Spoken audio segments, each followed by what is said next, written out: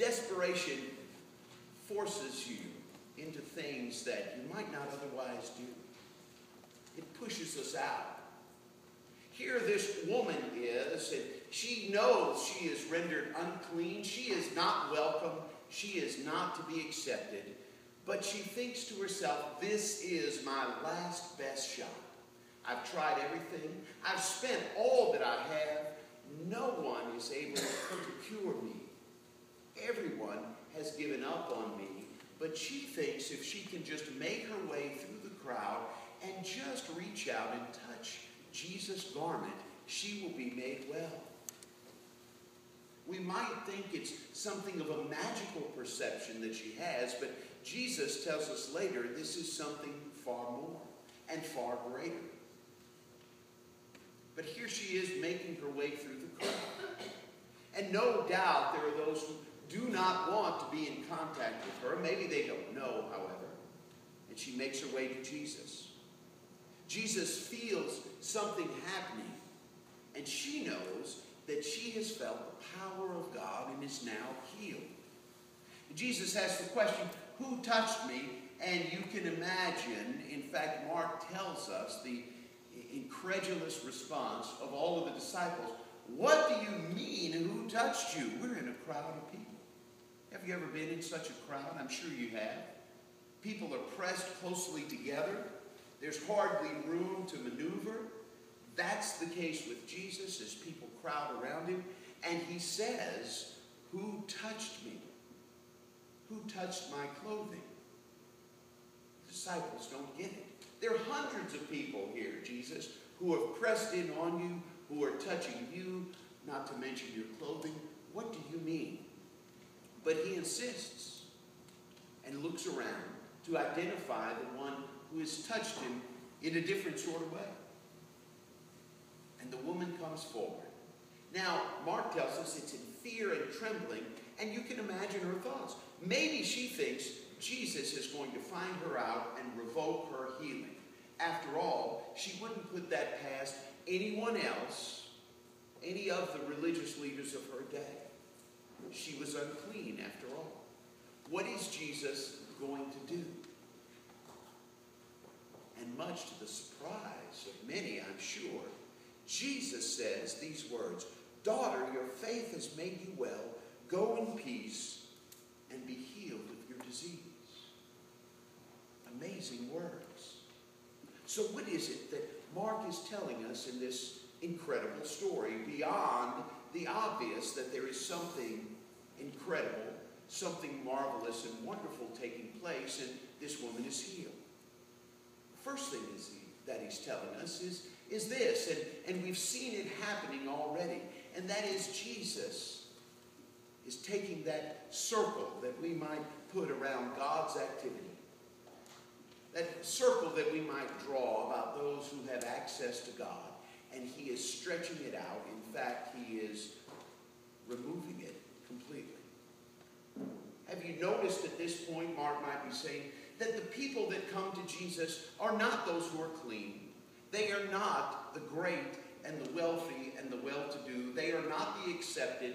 They are all the wrong people according to Jewish thinking of Jesus' day.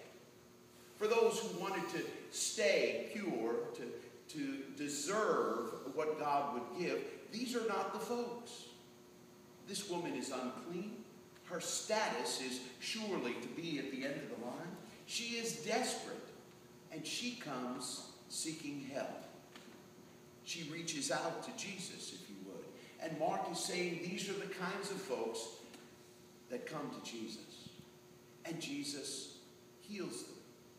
Only here, it's not Jesus taking the initiative, but the woman takes the initiative in faith. And she's actually rewarded for doing so.